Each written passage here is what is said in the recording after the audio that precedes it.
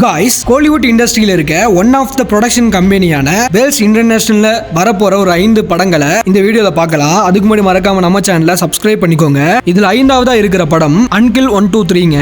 இது ஒரு psychological thriller படங்க. வேல்ஸ் ப்ரொடியூஸ் பண்ணி அனுராக் லீட் ரோல் பண்றாரு. சாம் ஆந்தன்ங்கிறவர் டைரக்ட் பண்றாருங்க. 4ஆவதா ரவி மோகனோட ஜீனி படங்க. இது ஒரு ஃபேண்டசி மூவிங்க. ரவி மோகன், கல்யாணி பிரியதர்ஷன், கீர்த்தி ஷெட்டி எல்லாருமே நடிச்சிருக்காங்க.